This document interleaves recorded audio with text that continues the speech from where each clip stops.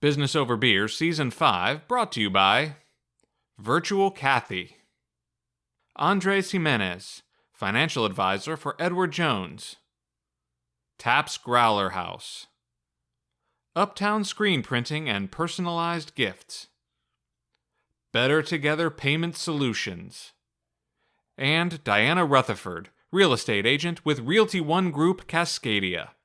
Please support these great local small businesses. Hey everybody, Jonathan with Business Over Beer here, Season 5 of the podcast. In this episode, we talk to Jennifer Harris McKibbin, M McKibbin and James Oneil. James, a longtime family friend of the McKibbins and also the founder and coordinator of the McKibbin Legacy Classic Golf Tournament that we got to be a part of. Megan and Jennifer, they are the daughters of John McKibbin, who died in a plane crash in 2016. John was a very prominent member of our community and also a mentor to James Oneil. We're so appreciative that they took the time to share their stories about their family and their experiences with John. But it also turns out the McKibbin Sisters, they're our kind of people. So we had a lot of fun in this one, and I think you guys are going to have some fun as well when you watch it. So if you like what you see, please like, subscribe, share the channel. Hey, included below are some links to the other episodes we did this season, our great interviews. We had some fun causing trouble out on the golf course, and also Angie's Mystery Keg. You won't want to miss that. That was totally awesome as well. So, hey, and if you want to be part of our community, please go check us out at bizoverbeer.com/passages to success for more information. Remember, it's not about what you do. It's about the story behind what you do. Prost.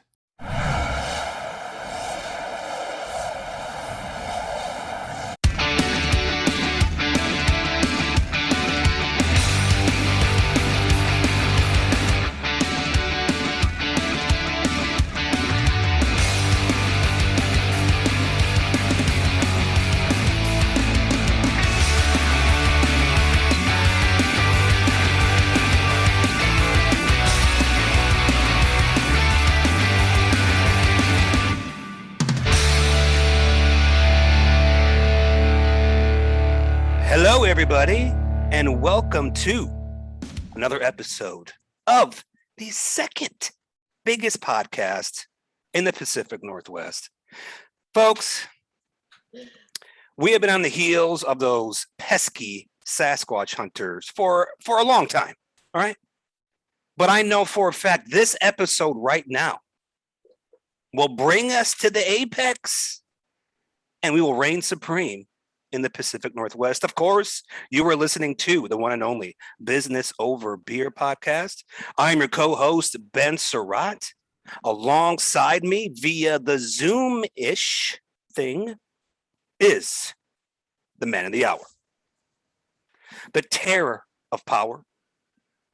Some people call him Space Cowboy. Some people call him Man Bun. Some people call him Stitches.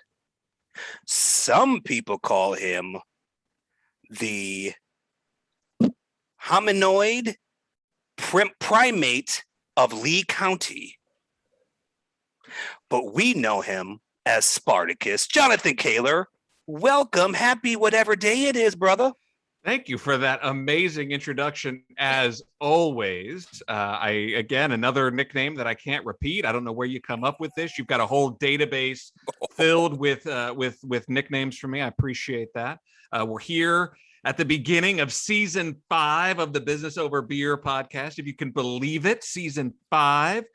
We're kicking off with the McKibbin Legacy Classic Golf Tournament. And if you're wondering what a golf tournament has to do with Business Over Beer, well, you stay tuned because it is going to be abundantly clear to all of you this season. And speaking of things that need to be explained, we have got with us the gift that keeps on giving. He is the gangsta of Hazeldale. Are you guys all down with the KNOPP? Yeah, you know me. Jason Knope, welcome back to Business Over Beer, my friend. How you feeling today? Hominoid primate of Lee County. I am feeling fantastic. You know, we've gathered a really great group here today to talk about the McKibbin Legacy Classic. and John McKibbin as well. We have John's daughters, Megan and Jennifer, as well as, this guy here who just kind of hangs out every once in a while with us, James Oneil. How's everyone doing today? Thank you. With that Hazeldale introduction, we're from the Heights. That was where we grew up. And so I feel like we need to have something. Huskies from the Heights came up, but that doesn't sound quite right either. I was thinking right from the corner of Divine Road. Divine Road. And, I don't know, could have done a little better there. I know, but it just rhymed and that's all that came up. I'm not very good at that type of thing. Wasn't there a TV show called The Heights? But I think Yes. so. Ben Surratt, your imagination and creativity for that backdrop is just excellent. You look like you're like on house arrest and you're at your mom's house or something upstairs. Well, I would show you my ankle bracelet, but I He's can't not get that flexible. He's not that flexible. anyway. Well, to say that I'm nervous about this episode is an understatement. We haven't even really started drinking yet, so this could spiral out of control here quickly. So thank you guys in all seriousness for joining us on the podcast. Obviously, your dad is the reason we are all here. So we always typically like to start with your business. And so your business today is talking about your family and about your dad and this great golf tournament that James has put together. But we also understand that you both are small business owners. So we would love to kind of hear from you guys. Just give us sort of the 50,000 foot view, the high level kind of view of your business and kind of what you're into. We'll start with Jennifer. Yes, thank you. That's wonderful. So I am the founder and consultant with Look Within HR Consulting. So I provide HR consulting to professional small businesses across Washington State, actually. So I work, like I said, with a variety of different small businesses, from law firms to to financial, to educational, all sorts of different areas. So I provide all sorts of different consultation. That's awesome. And how long have you been in business? So Look Within HR has been around for almost 4 years. And then I've been doing HR management for over 20. If you can believe that. And you both are based out of the Seattle, Washington area. Is that right? Yep, exactly. Awesome. How about you, Megan? So I work in the residential real estate field, and I'm a broker with Windermere Real Estate. And I also am the owner operator of the M McKibbin Company, which is a residential staging and design firm. And so I've had that company in action since 2015 and been in the real estate game since 2013. And so I operate in the greater Seattle area. So all the surrounding. Jennifer is a little bit east of us, and I go out her way too. Do you have a background in like interior design? Is that your education, or how did you end up? So I did go to WSU, go Cougs, and studied interior design there. I actually did not follow it right outside of school. I was already working for the Nordstrom company, and ended up continuing my path with them for about 12 years before, and was moved from the Portland area up to Seattle during that time. And was ready for a change, ready for something new. And actually it was returning to kind of my roots and my love, which was, I adore and love homes and architecture and design. And so finding my way back there was challenging, but also has been incredibly rewarding too. So Very cool. Yeah. Well, and also joining us is somewhat esteemed Business Over Beer alumnus, James, also referred to as Jimbo, also referred to as Jamie Oneil. So you are a longtime friend of the McKibbin family, and of course knew John McKibbin very well. But why don't you give us just a quick introduction of kind of you and remind everybody kind of who you are and what you do and how this all got started. James Oneil, born and raised here in Vancouver, Washington. And actually, my introduction to McKibbins came when Nancy McKibbin, their mother, was my elementary school teacher. And Jennifer kept on following me everywhere whenever she came to visit. You want to start this early in the show? But I am currently business development for Columbia Credit Union. And it was a relationship that has grown that I couldn't even imagine. When I started the tournament, the first individual that reached out to me to be part of it was Steve Kennedy, the president and CEO. And I think it was the day after I decided to do something like this, he offered to be the presenting sponsor, and that relationship turned into a new career 4 years later, and couldn't be happier because there was a point where I thought the tournament was going to gracefully fade away, and Steve was not going to have that. And now with Columbia Credit Union, and they have put all hands on deck. They have put class, they have put effort. I mean, Columbia Credit Union really put a fire under this tournament, and it's just the excitement and energy around it. It's like starting like year one again. I mean, everybody's just can't wait to be a part of it. And I could not have done it without the community and the leadership and the partners I have at Columbia Credit Union. Well, James, we do a lot of joking around here on this show, and obviously, with each other. But we are so thankful that you asked us to be part of this event. It is just a top-notch event. We've had so much fun already. We are recording this before the actual event, but I am just so looking forward to the event. I can tell just by the people that we've talked to who are surrounding this event, just what an unbelievable event it is, and what you have brought to this is truly top notch. So kudos to you, and thank you for letting us participate with you. Well, it really is since day one been a community event. I mean, it really has. This thing, the first year, it was 4 months to get it going. And when I started planning it, everybody in the community, people I didn't even know, were just calling me saying, we're going to give you this much money, just figure out what you're going to do with it. How can we help? People just calling me up, emailing, texting, how can we volunteer? And I think that's what makes so special about this tournament, is it really is a community event when everybody comes together for a day of fun, day of remembrance, and also a reminder of how important our leadership is moving forward within this community.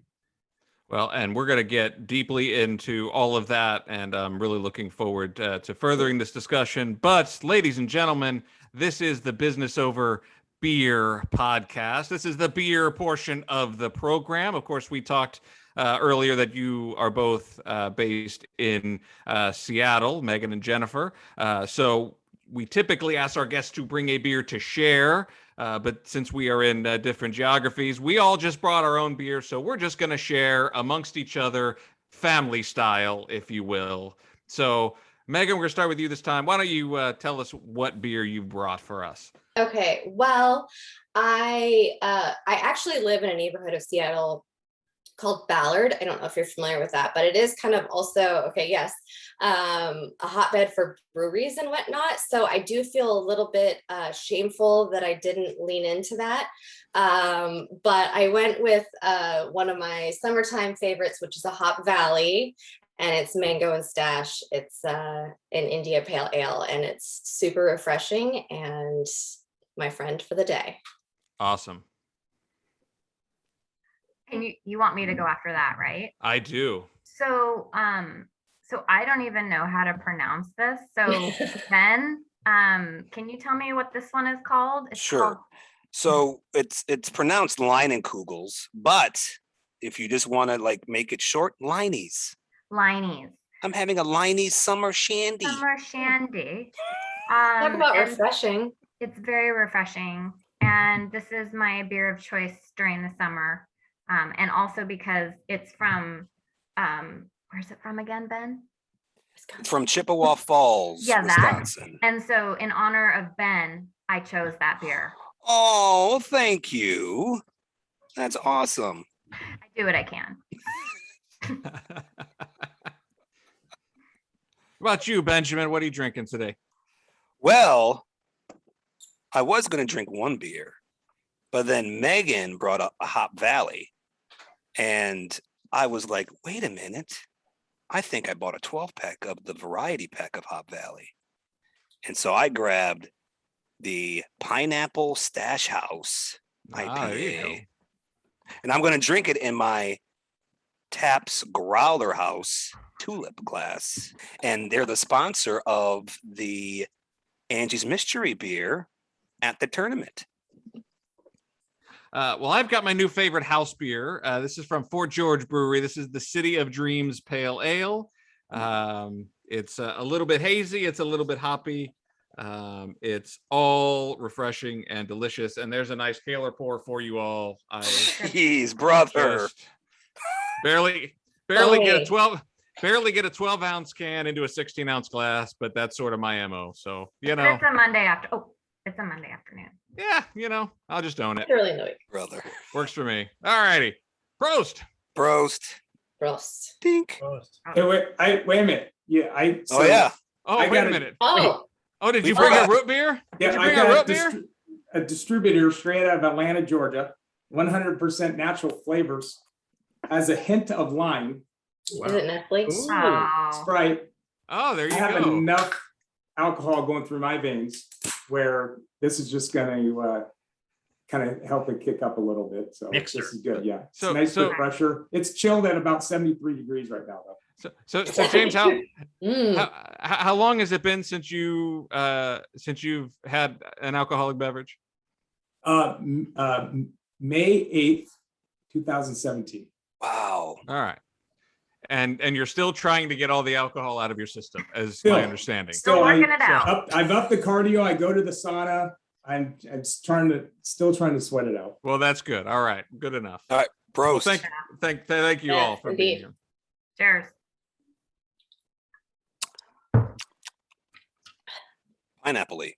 I got my taste. Yeah, how is that pineapple? I have not had that one. Do you like pineapple? I mean, don't like- I do. if you don't I like tend to pineapple- like it. Do not get this one if you don't like. It's very pineapple-y. Yeah, I I like their bubble stash. Geez, almost 7%.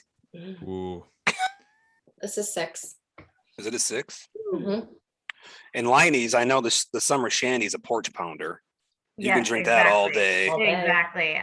Megan and I actually had quite a few of these at Lake Osilius on Veranda Beach this summer. Yes. 4.2. Yeah, I mean, Easy to go down. yeah. For some reason, I thought you were going to say like a couple hours ago, but I wish I could say that. And how's yours, Kaler? It's good, right? Oh man, I love this beer. So Yeah, actually, it's good. if memory serves, Jennifer Hoff brought this as her guest beer when she was on the show. And I'd had it before, but didn't really think much of it. I picked it up.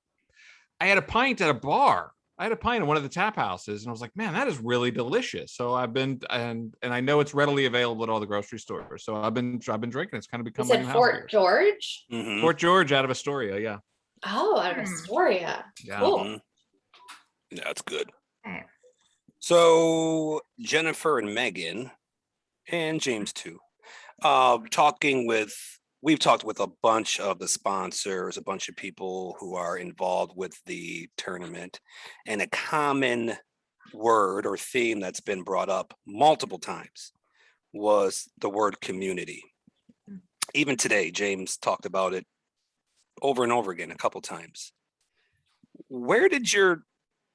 Was that just inherently part of what your dad's mission and vision was, or was he taught that at an early age? Where did that sense of community come from with your dad?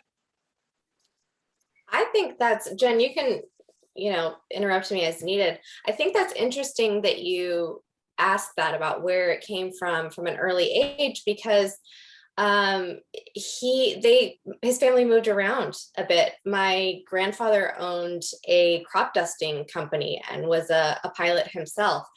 And my dad was born in California. And they ended up, moving to Kansas and Eastern Washington before eventually settling in the Seattle area. And so I don't know, Jennifer, you can, weigh in on this too. I don't think that necessarily that early sense of community was really there. But once he got to Seattle, I think he plugged in high school, and then certainly in college. He ran for student body class president of it was Highline College, right? Yeah. Wow. Yeah. And won that spot. So why don't I jump in here, Meg? Yeah, but I also think team sports. Go ahead. Oh, team sports. So, but kind of just jumping off of what Megan said is that they did move around a lot, and I don't think there was a big sense of community. And the first time that my dad and my mom really experienced it is when they moved to Vancouver. So both my parents were teachers in their early 20s. They married very young when they were both in college, and they moved to Vancouver. And there was really something about the area that they wanted to be there. So just to give you some perspective, the only family that we have were my parents in Vancouver. Everyone else was either in the Seattle area, or my grandparents were in Oregon, and etc. So there was clearly something that my parents were very drawn to in the community, and they had a really good group of friends. And as many of you know, my dad got into local politics, state politics, shortly thereafter. And so I think it just started to grow from there.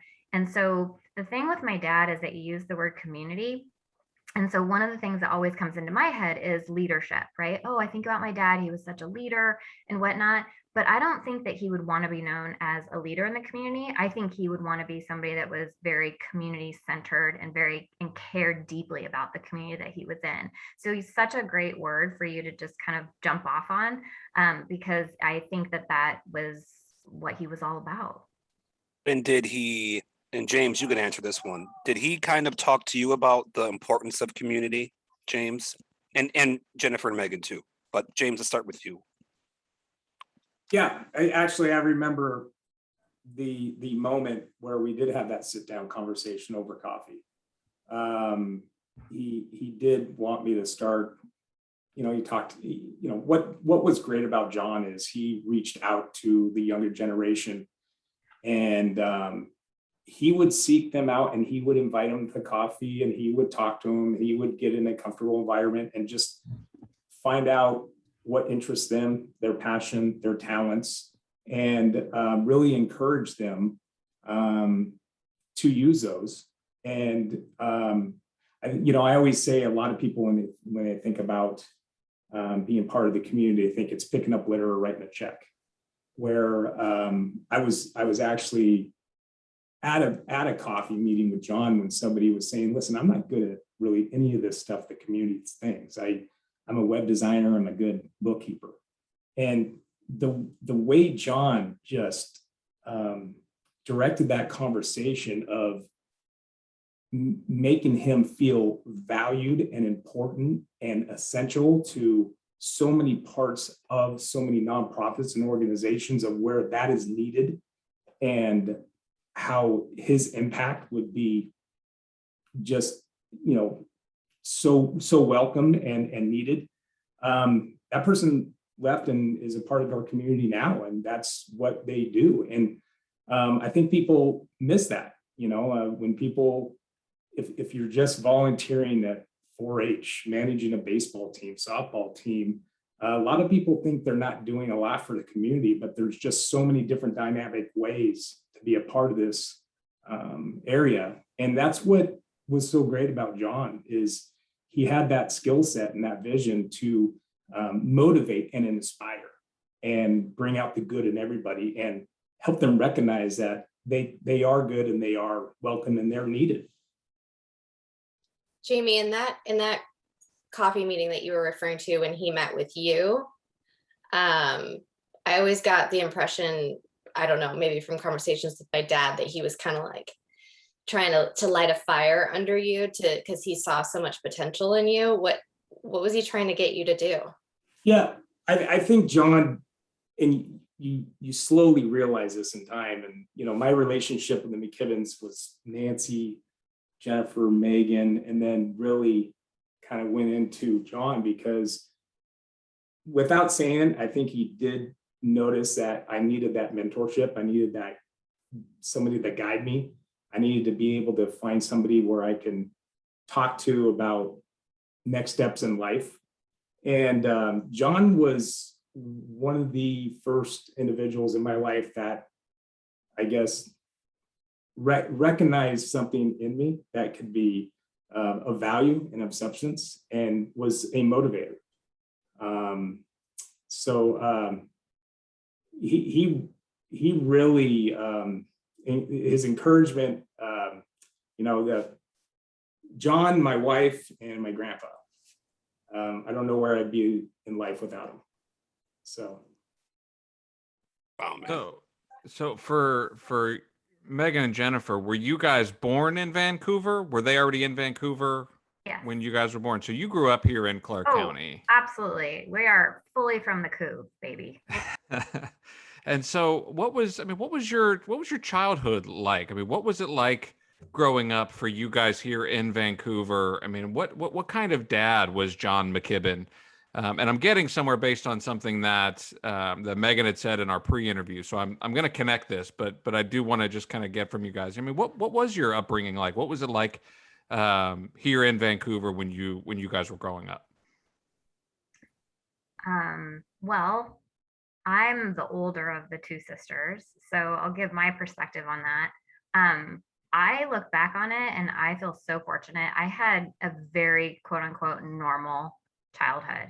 And whatever that means in today's standards may be different, but I went to the local elementary school, I went to the local middle school, and I went to the local high school. So I mean, I think we lived in a couple of houses when I was really young, but I essentially grew up in the same house that even today my mom still lives in, our mom. So it was really idyllic, really. I mean, we were a close family.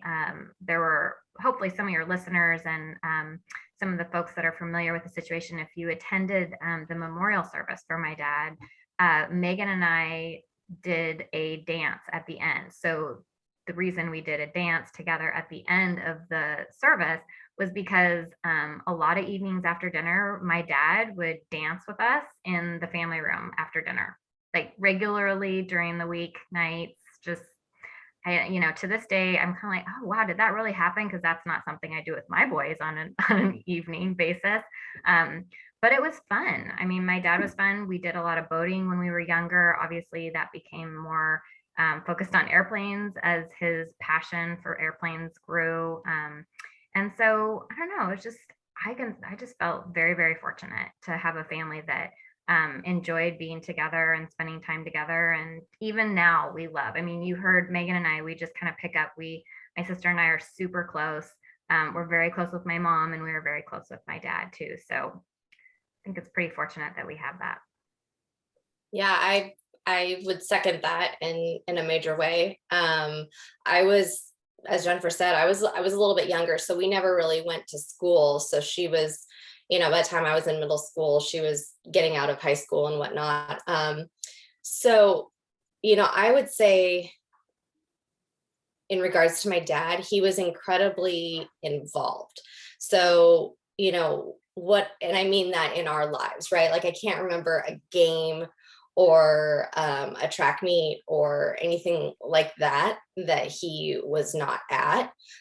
He was heavily involved in my athletics. And because he came from, he was a collegiate athlete as a track and field runner. And he was actually a decathlon athlete. That was something that we shared very much in common. So it was like, afternoons out at the track. He was leaving work at, 2 or 3 in the afternoon, and he was there for me every day. A normal afternoon in the off season, I remember I'd come home and we'd go shoot some hoops outside. Or my mom always talks about every day when he would get home from work when we were really young, it was wrestling on the floor in the living room. He devoted that attention to us the moment that he walked through the door. And that, I don't really feel like that ever changed. And it certainly carried over into my nephews, who got to spend more time with him than my children. My daughter was 1 when he passed away. But you better believe I have a bazillion photos in that 1 year of him on that floor in their living room with Charlotte, my daughter, just because, that was just the kind of person he was. He was hands-on, he was in it, and he loved it. So yeah, I think that we're incredibly fortunate to have had that relationship with both of our parents, but especially our dad. Do you feel like your father and your father and your mother were looking for a place to settle down, to give you that type of upbringing, to give you that type of more settled life, since you mentioned he moved around a lot? Or do you think it was just happenstance and they just sort of lucked into it? Wow, that's an interesting question that I've never really given any thought to. Yeah, I recently was having, Jennifer, you might have been there.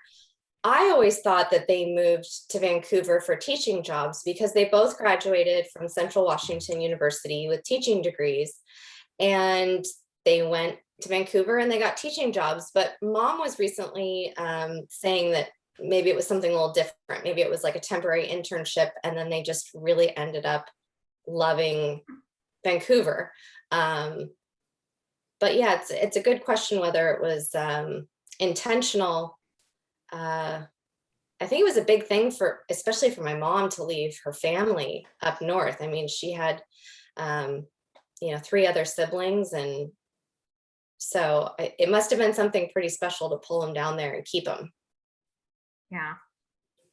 I'm guessing it was a mix of both. Mm-hmm. Where did your parents meet? Where's your mom from? West Seattle High School.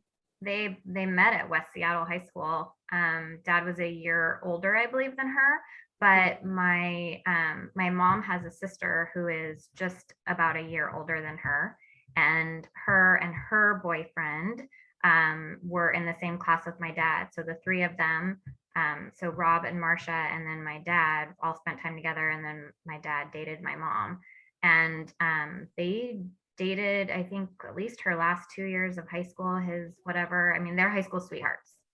And they got married just a few years out of high school. My mom was just a little bit shy of 20 years old. She was 19. Yeah. Wow. Whoa. And Dad was actually in school at University of Arkansas on a running scholarship on track and field. And he proposed over the phone. Over the phone? Over the phone. Yeah. That's a player move. Well, and I don't even think it was. That is awesome. I don't know how much of a proposal it was versus a, hey, maybe we should get married sort of conversation. I think it was more purposeful than that. Was it? Are you sure? Because it's definitely not like one of his glorious moments from my. That is, no, it's like, hey, let's do this thing. So you wanna? Yeah, exactly. Yeah, that is awesome. I love whatever it. He said, it worked clearly. He said. Maybe Nancy can fill in some of the I was gonna say, you can follow with Nancy.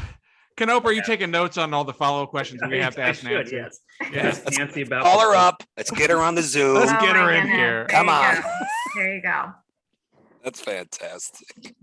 So one of the other things I was going to mention when you were talking about kind of my dad and just kind of the type of dad he was, is he was very instrumental in my early student government career. I don't know if you know anything about that. So I was, 6th grade student council or student president of my class, I think 4th grade too. And then I went on in high school And when I was running for senior class president, my dad was helping me with my campaign because he's a really good campaign manager. I don't know if you know, that was like one of his things.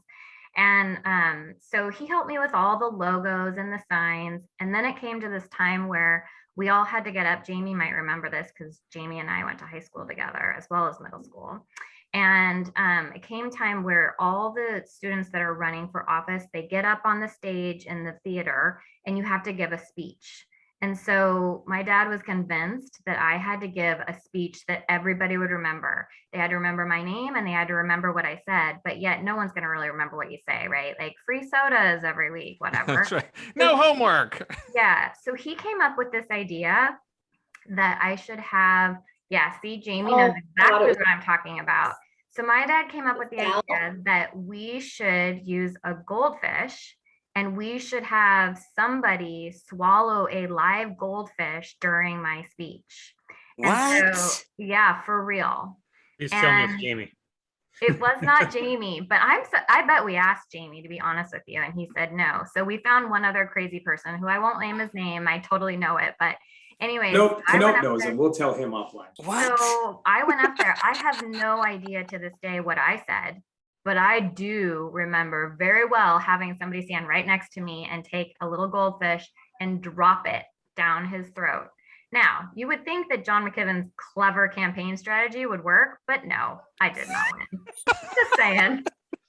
That was a really anticlimactic end to that story. I know. Sorry. But you know what? Everybody still to this day remembers the darn goldfish. Yeah. Nobody remembers who was president, but they remember that speech. Nobody remembers who was president, but they remember the goldfish.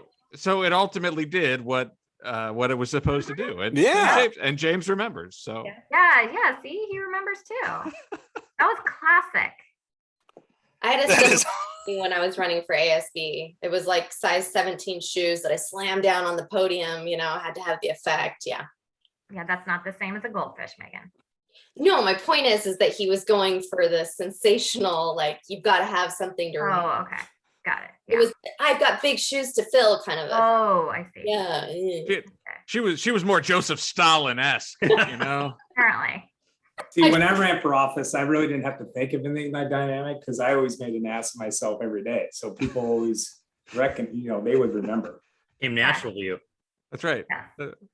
Yeah. Jamie had a really important role. He did the morning announcements every day. Live TV. Yeah. I can see that. So that's why you and Bart get along so well. That's exactly, that was the beginning of it all. I got 2 teachers tried to impeach me. Only 2? Yeah, I was going to say. Only that I'm aware of. And tried. They weren't successful, huh? No. I had actually one of the McKibbins family great friends is Greg Watt, one of the greatest men ever. Oh, G. He Watt. was our athletic director at the time, and he pretty much ran the school, and he had my back. But there's a few times he closed the door and saying, "You're making this real hard for me, James, to keep on defending you." Wait, and so Jamie, you started the video morning announcements, right? Yeah. Yeah, and they continued. They never went back to. Because they said it couldn't be worse, so let's just keep it going. My husband, he still does video announcements on his Facebook page if anyone's interested, because he's got some good highlights on there. He does from the. No, not from high school, but just keeps them going. No, Brian Good, whose father used to run track against John. He gave me a DVD of all the morning announcements. He did? Yeah, oh, man. We'll have to watch those. No, we don't. No. Yes. So, yes, we do. And check. And that did the morning announcements in Jamie's spot. Who did? John. Your husband did? Yes. No, I don't think I would. No one remembers him. See? Nobody remembers John Fetters. Huh? Yeah. Yeah, you were living, I don't know where you were. Yeah. He must have had small shoes and doesn't like fish. So yeah, must have been. So check the show notes for those wonderful videos of Jamie Oneil doing the morning announcements. We will make sure to get those, or maybe our YouTube page. The connection that I wanted to make, though, was Megan, you said something really interesting that really hit home for me. I lost my dad in 2006, And when we first met, Megan, you said that you learned so much about what your dad actually meant to the community, so much more about what your dad meant to the community after he passed away, from all of the people that you were talking to, and they were sharing all of these stories and what your dad meant to them, things that you didn't fully understand because he was just your dad. And I remember having a very similar experience when my dad passed away. So I'm hoping maybe you can kind of reshare that, and Jennifer, if you've got something to add on that, I'd love for you to chime in as well. But what was that experience like for you? Like, what were those things that people were telling you about your dad that you kind of found most compelling or most impactful, that you didn't know prior to his passing? Gosh, yeah, there were countless. I feel like there were really countless amounts of information that I learned. As you said, we had some understanding from a very young age of that. He lived in a little bit more of a public eye, and so we were exposed to things that maybe other kids weren't, in terms of his community service and whatnot and his involvement.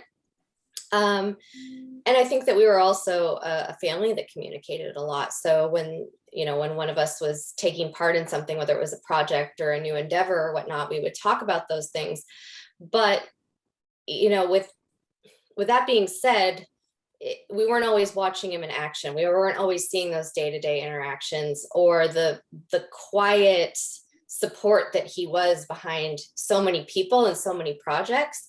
And also, I think as Jennifer and I became adults and moved away and had our own families, there was just always going to be things that we didn't see or didn't know. It was truly touching. It really was. There was, I think a lot of people, one of the things that I took away was a lot of people felt that when he talked to them, he saw them, and he took the moment to interact with them and make them feel heard in that moment. Yeah, it's almost overwhelming to think of all of the things that I learned, and too many things to recount, going back from, when his days as a county commissioner or in the legislature, and legislation that he passed or things that he worked on that we take for granted in Clark County now, to, the redevelopment of downtown Vancouver. That was, for so many years, that was his greatest passion, was bringing life back to that core, and to see all his handprint on so many little things that, like I said, were quiet and maybe silent, and the support in the background, but they were getting done. So just hearing little stories about those types of things. Yeah, I think I would add just the amount of different causes that he was involved in. Jamie sorry, I can't call him anything other than Jamie. He's Jamie to me. That ship has sailed. Yeah. But even Jamie has brought to light over the last 5 years organizations and different things that he was involved with that we now donate through the golf tournament. The proceeds from the golf tournament go to, but other things that he was involved with.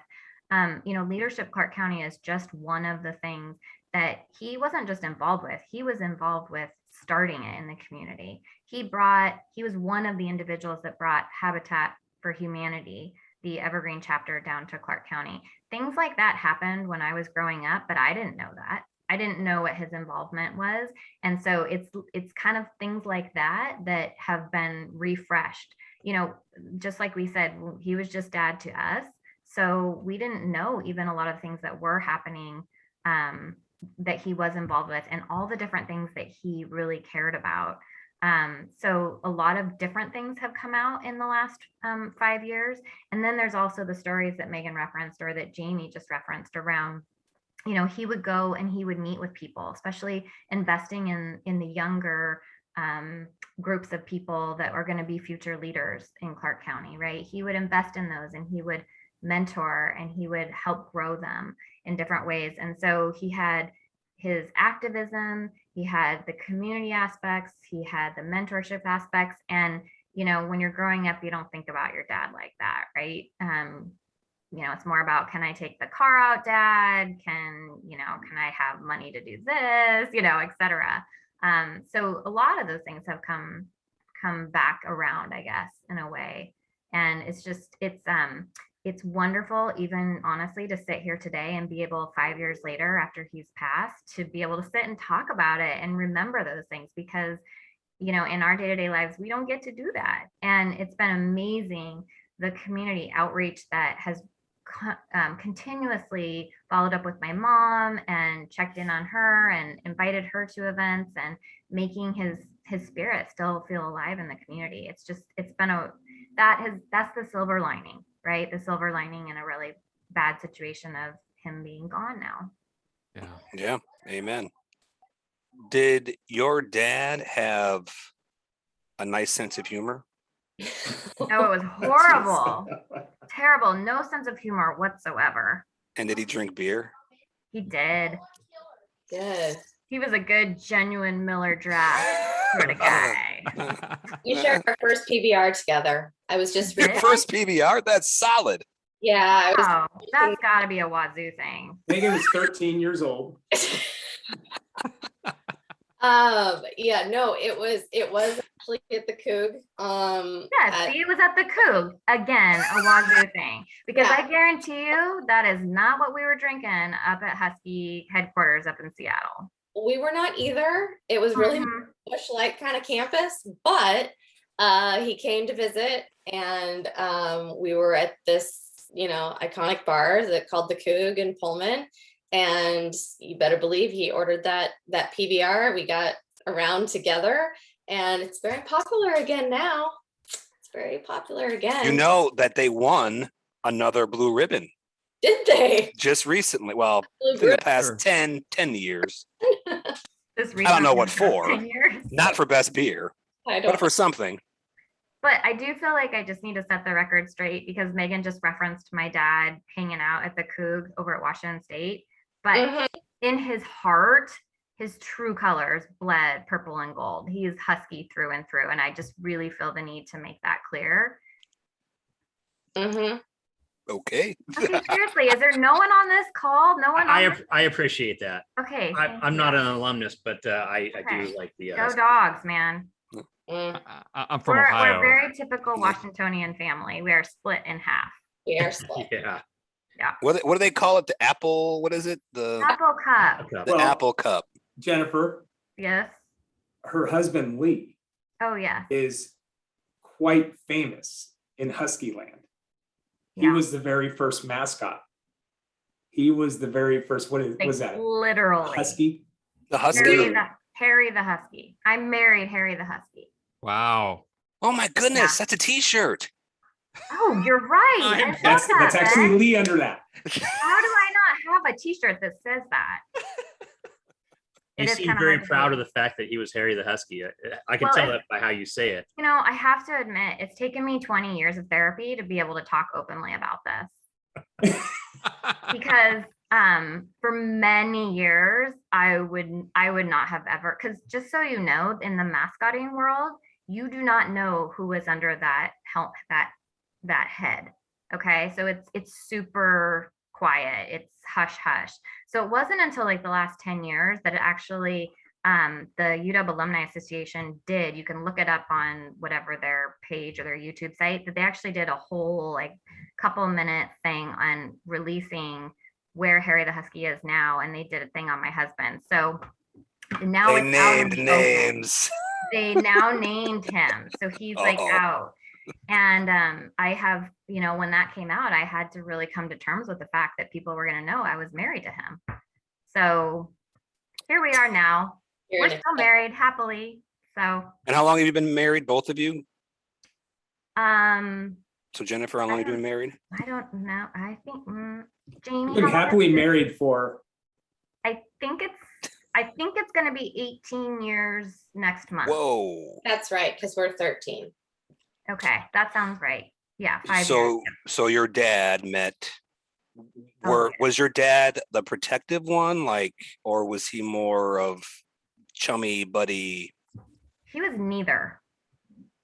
I thought he Really? was neither. Yes, you would expect John McKibbin to be full on overprotective, Right. sitting in the back seat when you're on Actually, your no, I first got date. a funny story about John Go, and Jamie, Lee. go. John, yeah. I don't know if Jennifer knows this one. I don't think Megan agrees with you, Uh, Jennifer. Megan doesn't agree with you. I can tell by the. John, I remember when Lee and Jennifer got engaged, and I was asking John, how do you feel about that? And he's like, dating, that's one thing, but marriage, yeah, he's got stuff to prove. And I remember a story where John was out to dinner with them, and I think Lee tried to make that noble gesture. It's like, no, I'll take care of the check. And I think he was waiting for John to say, no, Lee, I got it. And John was like, I just told the waitress, yeah, there you go. He said it, and made Lee like cover the whole bill. I don't know the entire story. I don't remember that at but that was all. pretty much like John was telling me, I think he was assuming I was going to reach and say, no, don't worry about it. But I let him take that check. So, That's okay. Good for but John. Good just, for my dad. those John and Lee are, John would always tell me how proud and how he was so thankful to have Lee and John as son-in-laws. I mean, they're two fantastic guys. They are. We're gonna keep them. Megan, But you we look love like you didn't. Jamie, too. Megan didn't agree with your statement, Jennifer. I know. Why do you not agree with that? Because I think that in my experience, mind you, you were a few years older than me, Jennifer, so you were out of the house at this point in time. Just had to plug that in there. So if we weren't on a podcast and we were on a actual video one, then I would pull the question out that says, everyone in the audience, which one of us do you think is the older one and which one do you think is the younger one? I don't like that question. I know you don't, but you did just call it out. Anyways, the point being, I think You like this shoulder? Do you notice that shoulder nod that she's throwing at you guys a little bit? Yeah. I think that my impression was that he was a little bit intimidating. What? I'm sorry. Sorry. No, Kaylor left. He got uncomfortable. I'm got a out, little man. I'm uncomfortable. out. I don't know. He took off his. Oh yeah, some people get a little bit uneasy when we start bickering. Yeah. Oh, that's a good point. Yeah, we forget about that. It's It's fantastic. it's okay, good, because it's all in fun, but we will go unless you guys stop us. So Jamie. So keep going. Yeah. Okay. Oh, nobody's stopping anybody. No, keep Oh, okay. stretch. Yeah. Keep rolling. Okay, here we go. Let's go, Megan. Come on. People before. We're bickering, but it's out of love and it's all gonna just wrap up and be good. So don't worry. We're like dudes in that respect. Like we'll, shoot each other down and then we'll act like nothing ever happened. Good. Awesome. Okay. Anyway, so you were trying to say something about you don't think that dad was protective or No, anybody. no, I was saying that I think that the general feeling was that he was a little bit intimidating to Oh, Jamie, you friends speak to or that. guy friends or boyfriends or something like that. But when it came down to it, he was actually really supportive of them, and he'd grab them by the neck and give them hugs like this and stuff like that. And was actually pretty cool to be That's around. a little different experience than what I had. Jamie, you were there. How Do was you it? think my dad was like that in high school? No, well, with me, I was I was considered kind of he's irrelevant. He won't date any of my daughters, so it's fine. That is not I'm comfortable true. with him, and he's just one of the pals. But I got to tell you, the first time I ever saw him in a manner was when Lee and Jennifer got engaged, and he was just like, dating's one thing, but marry my daughter, you better prove yourself. I mean, I've never seen him that way. Good. So he did have a little It's bit of not, that.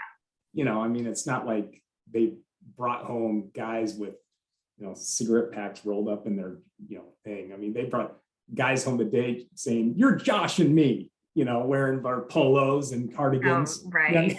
Unders. No, they kept their cigarettes in the glove compartment like any smart person would. I'm gonna say, like, what years is What- 1955?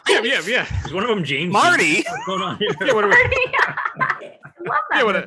Yeah, movie. what are they bringing home? One of the There was no T-birds? Biff in this situation. greasers I was gonna say. No Biff. Soda pop. Yeah. Yeah, I was gonna say, what is it? The Outsiders? Come on. Okay, but I do agree with Megan. I think he was quietly intimidating. I absolutely agree with that. I don't think he had to say anything because I think I had a high school boyfriend who was very, very comfortable in our household. Just everyone loved him, but he called my dad sir. And he always, and up until, he always referenced my dad as sir. And so I think that kind of goes along with what Megan said. Well, that's a good segue. So, James, I don't know if this is a good question or not. So I'm gonna take a leap here. So, what was the transition like? So you grew up with the McKibbins, right? And you grew up, with Nancy being your teacher. But at some point there had to be a shift or a transition where you got to know John at a different level, right? This more professional level, or this more, I'm not just a family friend level. So what was that transition like for you, and kind of how did that manifest itself? I always try to think back, and I really don't know how that it kind of transitioned to that relationship. I think it just happened. And Jennifer and I always had a very close connection. She was always chasing after me in middle school, and I pretty much said, no, stop. And so It's the second time he's mentioned that. So I need to say something and I'm just holding everything. go right ahead. Go ahead. There is a very pivotal locker door in the 7th grade hall of what was Mac Middle School at the time that was pivotal in our relationship, Jamie. And once that was put between you and I, there was no chasing. And you know who put that door between the two of us? It was me, guys. It was me, not Jamie. We may have dated. We may have dated Jamie for doesn't 24. even know where to go from here. We may have dated for 24 He's to just 48 gonna hours. pass on like I didn't even say anything. He doesn't know what I'm talking about. You- Keep going, Jamie. It's all good. I can see James. Notice He's like, there's do. deep flush. Hey, what's going on? I was gonna say he's peeking through the little like slats of the locker, like, Jennifer, are you home, Jennifer? Can we go out tomorrow? You want to get The some lights pizza? coming through. Who's that guy? Who's that picture of that guy you have in your locker? What is this? Yeah. James was more grown up than Jennifer was prepared for. Yes, that was absolutely it. That seems right. Yeah.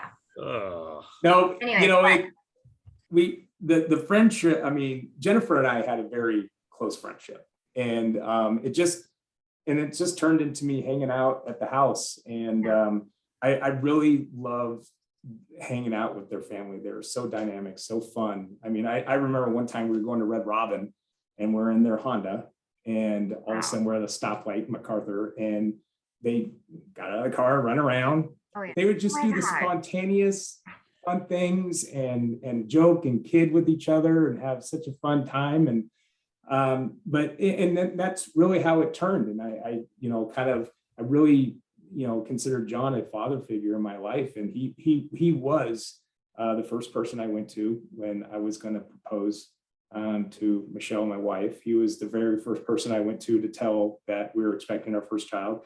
Him and my grandfather were the two people I talked to about career advice up and down. What do I do? What do you think about this? And both him and my grandpa were the ones that would call me out of just bad decisions and don't blame others and, correct this yourself. And, but give me that positive guidance and mentorship. And he really, the McKibbin family, I would not have the direction in my life. I would not be where I am without Megan, Nancy, Jennifer, and John. They just were there for me. And it was an acceptance into the family where I could go just be me there's always, that person that comes to the house, a friend, and they feel like they can't have their true personality. And I could always go there and just be me. And you going back to what Jennifer and Megan said, what John did in community, it didn't hit me of his impact until the service. When we were at the hangar, all walks of life coming to that hangar, both sides of the aisle, and the town stopped. It just stopped. Just nobody knew what to do, and they just couldn't believe it, because he was one of the driving force in this community. And there was a guy named Arch Miller that we recently passed, which was an enormous influence in our community. When I was doing the McKibbin Legacy Classic, the first 3 years, he has a national, the Culinary Institute there, International Air Academy. He would provide the food. He would have his students prepare the food, which would save us a few $1,000s. But the very first year, he was not doing well in health. And when I approached him about it, he said, absolutely. And he said, before you leave, hold on. And he's writing down in his journal, making his commitment. And he said, if I pass away before the tournament, this journal shows my commitment and they will follow through with it. You see that impact and how much John McKibbin meant to people when a guy is literally writing down his commitment, because if he's not there for the day of the tournament, that he follows through. It's just, there's just so many stories. And yeah. So Jonathan, if I could also just kind of tag on to what Jamie was saying, is, Jamie's been a part of our family and our lives for many, many years. And there is a natural transition, obviously, in the relationship where it started out as, student teacher with my mom. And then he and I have been clearly good friends for many, many years. When I was in my early 20s, so I had lived in DC for a while, and then I moved back home to run a state Senate campaign out of the 18th district there. Jamie was back in Vancouver as well. And so we spent a ton of time together. And I think that was a pivotal time where, because I was living at home, my parents were able to see Jamie a lot, talk to him a lot. And I think my dad really saw something in Jamie. It was that spark, that potential, that he had so much to give. And so I really, and then what happened is that I then moved up to Seattle shortly thereafter, and I've lived in the Seattle area since.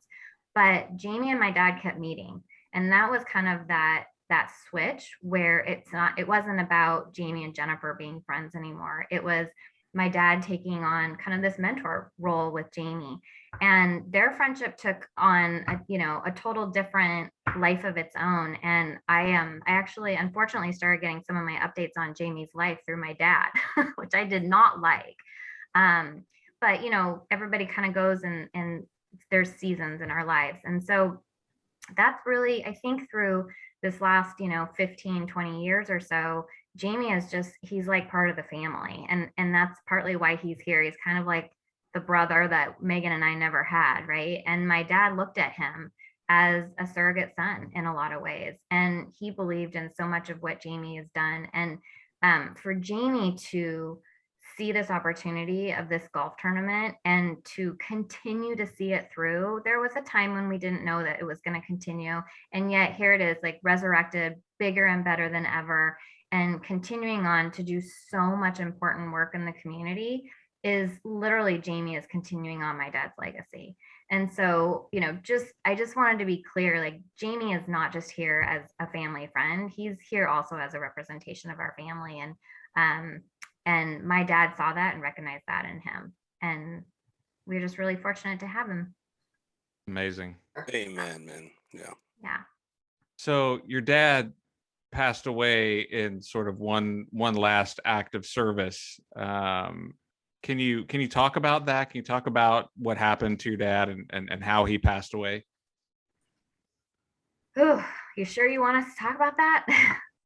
I just know for our listeners who don't know your dad, just like we didn't, I think it's a part of the story just so they understand what happened. Yeah, it is. And you know what's an important part of it is my dad. I always described my dad. I say, do you know he was a pilot? And then they go, oh, was he a commercial pilot? And I say, no, he was a pilot by both passion and hobby. He lived for flying. That is who he was. And so when we've talked a lot about our growing up, and when Megan and I were younger, we did a lot of boating just as a family. And at some point, there was this time where my dad said, we're going to sell the boat and I'm going to buy an airplane. And I think Megan and I just about hit the roof on that one. We were not too pleased. But little did we know I wish that I do have passion for certain things in life, but oh my goodness, that man absolutely lived and breathed flying. And so he went out doing what he absolutely loved. He was in his T6, which is a beautiful World War II fighter plane that he had restored. It took him 10 years to restore. It was a beautiful plane. And he did not know an individual, but there was an individual that wanted to spread the ashes of a loved one. And so he took that up. He took an individual up into the plane to go ahead and spread the ashes of somebody that was important. And we don't know the details of what happened other than they didn't return from that flight. And so we just, I say a lot because obviously it's not a fun topic to talk about. It was life-changing and a horrific tragedy. But we have a little bit of comfort knowing that he went out in the really probably the best way that he could, because he just absolutely loved that plane and he loved flying. And what year was that? What was that? What year was that? 2016. Yeah, March of 2016. Yeah, it was woven in the fabric of his every fiber.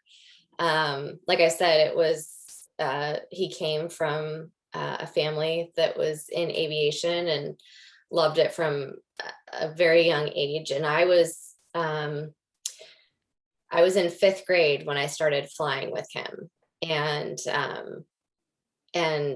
spent countless hours just being with him and his hangars, and the smell of it, of aviation fuel and oil and tools. It was like that was him. Like we would often joke, like if we put a bed down at the hangar, he would just be complete because he had would never see him. Yeah, like for all it, which is kind of crazy, for all this stuff that we talk about and all the involvement, you would not believe the hours and hours of his life that was actually dedicated to this other great love. Like his community was one, his family was obviously the center of that, and then aviation. And it was a passion that, like Jennifer said, most of us don't possess in our life for something like this. And part of that was also, involving young people who wanted to learn about it. And he would welcome anyone into his hangar down at Pearson Air Museum or Airfield, and young, old alike. And with that, sharing that love, he also wanted to be of service and be of help to people. And so I actually was lucky enough to spread our grandfather's ashes with my dad out of the same airplane over a place that was very special to my grandfather. And so this was something he had done on a few occasions before for people who felt strongly that their loved ones would want that. And that was how he operated. He wanted to be in service to other people in all ways of life. The night before, he was at Westby and Associates for a meeting because they wanted to start a fundraising campaign for CDM services. And John pulled out his checkbook, wrote an amount, said, count me in. Let's get this thing going. Yeah. And now you see the McKibbin Center down on Andreessen for CDM services. They named it after him. But I remember talking to the people they wrote the check to and after, and they just say, you know what? We had so much confidence because when John puts his name on something and he puts his commitment, you know, there's going to be 100% energy going through that.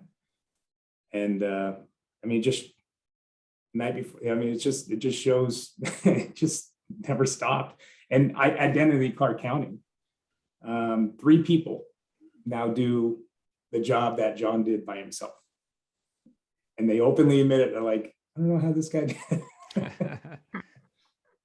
That was my first job, was being the executive assistant at Identity Clark County.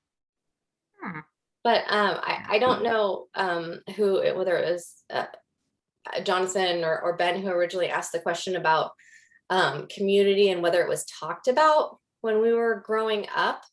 I don't think it was ever something that we expressly sat down and discussed. It was all by example.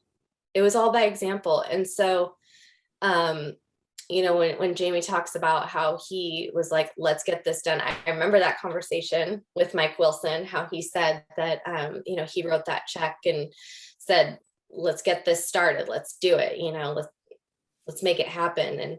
And I can think of countless times in my life where it wasn't a conversation. It was just a lead by example. Like, you know, this is what you need to do. And this is the path that you need to take to better someone else's life. And I also remember having it was a casual conversation, but I found it obviously always stuck with me. And I don't know how old I was, probably in high school or college. And he was talking about his goals for life. And, you know, I think I would have assumed that it was like, you know what, I'd like to retire and, you know, for your mom and I to live well and be able to travel and do stuff. And he told me at the time, he said, I must have been fairly young because he used the word philanthropy and it was kind of new to me at the time. He said, my goals at this point in my life and moving forward is for your mom and I to be okay financially, and then the rest goes to philanthropy. My life, the funds, and my energy. Yeah, I remember that too, actually, Megan. Yeah, it was like, okay, that's not, I don't know what I expected, but I don't, you know, based on how society works, I certainly didn't expect that. And like I said, it was just a very casual conversation, but also very poignant part in learning just how he ticked, what was going on up there, because not many people would say that. Mm-hmm. Your dad got it, man. Look, we talk about this, not, it's been a while, but part of the reason why we are in small business entrepreneurship is to, yeah, we want to make money, that goes without saying, but at the same time, it's better the community around you, you want to better everybody around you. Because if you grow that way, if you grow your group, you grow your community, it's gonna make you better, make you a better person. Your dad got it, man. Like, yeah, he legit, did. he understood that. Yeah. That's awesome. That is. And I think I'll always be striving to get that, because I don't think I'll ever I know. achieve that. But it's certainly something to shoot your Shoot for. Yeah. Well, and you're small business owners yourself, right? Mm-hmm. Mm-hmm. Well, and later in my dad's life, I mean, you know, he had to make a living too, and he also was an entrepreneur in a variety of different ways. He had so many different projects. He became a consultant himself. He did a ton of different stuff after he closed out the official kind of political side of his career. And so it's really interesting to me when you look at Megan and I that we have gone through what we have, because well, Megan mentioned she worked in corporate America. I worked in HR management in large corporations for 15 years before I made that break. And then once we did that, we both landed in small businesses and are, I would say, pretty happy in what we're doing. So it's interesting that that we've both landed in this place when I look at him and go, oh, yeah, I guess I am a little more like my dad than I thought. That's awesome. Yeah. I love that. I love that. Yeah. So.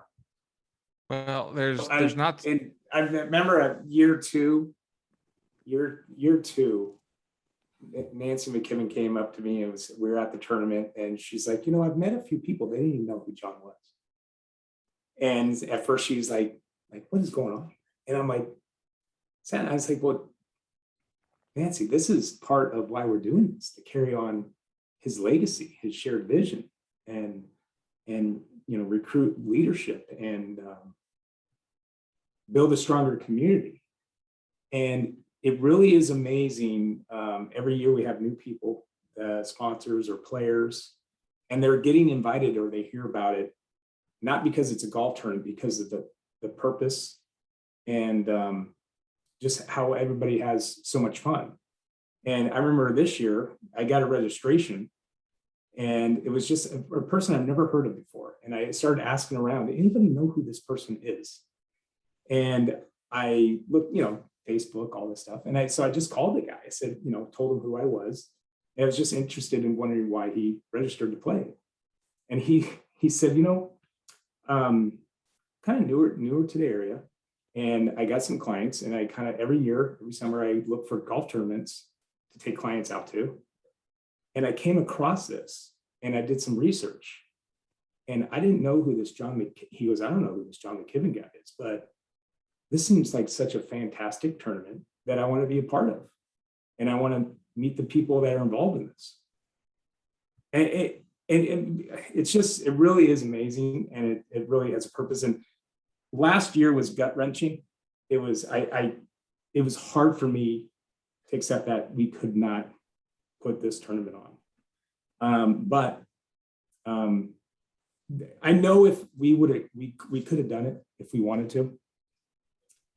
And I know if I would have reached out to the sponsors, people to back it, they would have, because of who the man John was. But there was a piece of me, I don't know if I was right or not, there was a piece of me as I talked to my counterparts at Columbia, I don't think John would have wanted me to put people in that position in the small businesses of, hey, I know it's tight right now, but can you give us this much money so we can keep on putting on this tournament? Because there were so many other nonprofits that were in such dire need that were just doing whatever they can to stay open. And I would feel that I'm taking the opportunity away from them. And I don't think John would have wanted that, because I don't think the camaraderie wouldn't have been the same. The fun, the atmosphere wouldn't have been the same.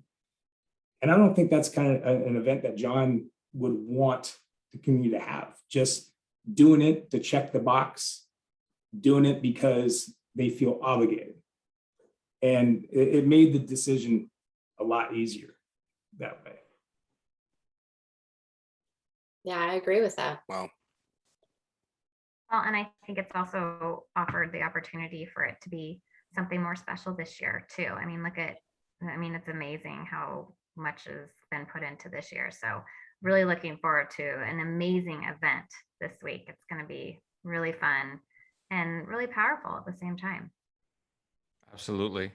There aren't too many people that come into your life that you look up to in the way people looked up to your dad.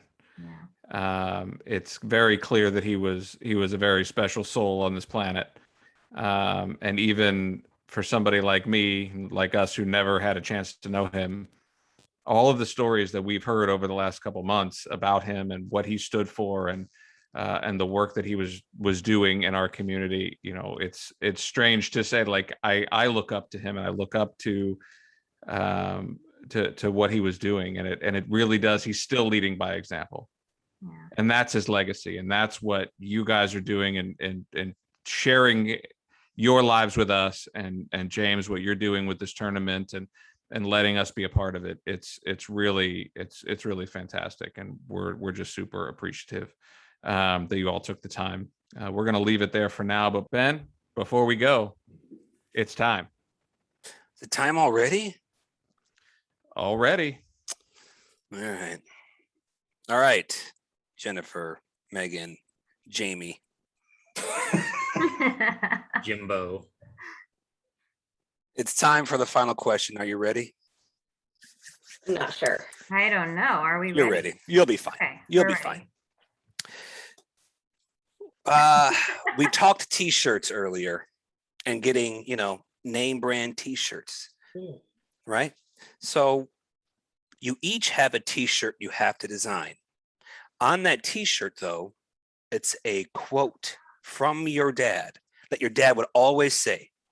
It's a quote or a phrase or something.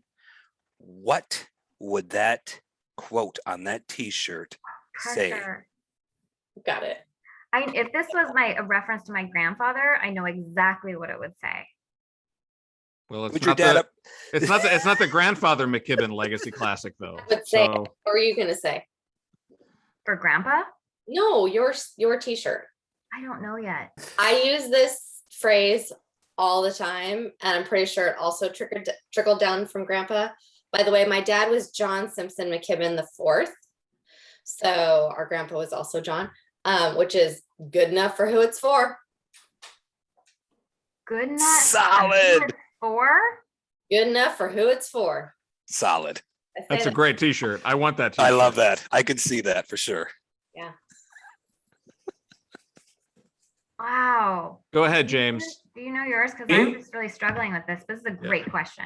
I already know James. Go ahead, bud. If I don't feel overcommitted, then I'm not doing enough.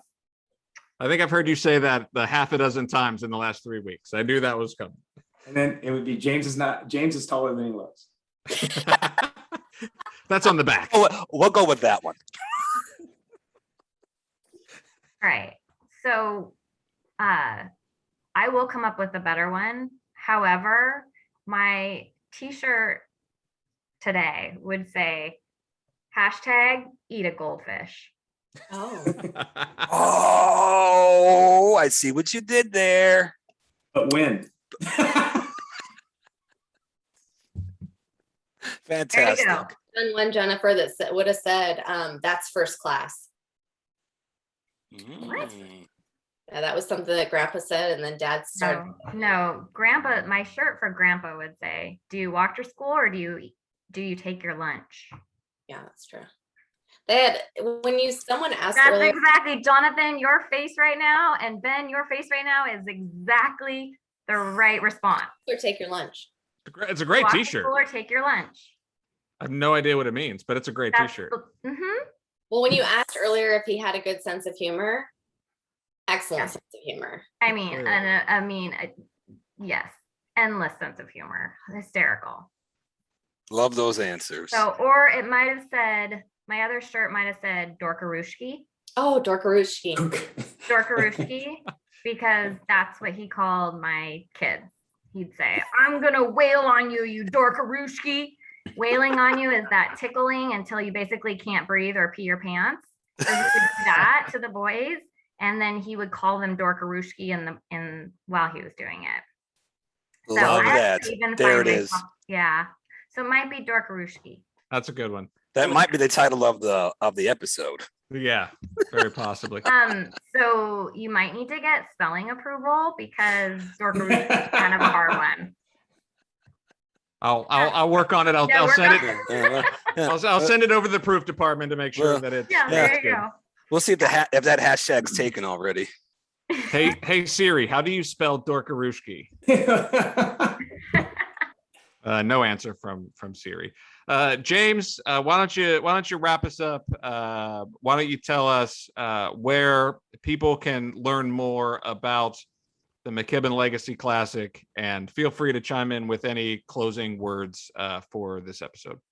Well, I mean, you can really just Google John McKibbin Legacy Classic and you see a lot of different stuff that's been published over the years. But now it's going to be Columbia Credit Union McKibbin Legacy Classic. And I couldn't be more happy because it's a community-minded organization and they are so inviting to everybody in the community being a part of this. I think that's a great thing about our community. I mean, I was at 2 different events this week, and I would see multiple financial institutions, multiple contractors, multiple food and beverages, all coming together, supporting a cause in our community. And that's what I love the best. Especially, it's just, I think people, once they get together, they understand that we're all here for a reason, and that's to make the greater good for where we live. Jennifer, Megan, James, thank you so much. Kaylor said it already, but we did not know your father, but if you are any representation of what he was like, we knew him well. And thank you so much for being on our show. Kaylor, Canope, people listening, people watching, I'm sorry. But we will see you all next time. Good night. Guys. Business Over Beer reminds you to always drink responsibly. Our theme song is Idiocracy by Christian Leo. Thanks for listening, and we'll see you next time on Business Over Beer, a TH3 Entertainment production.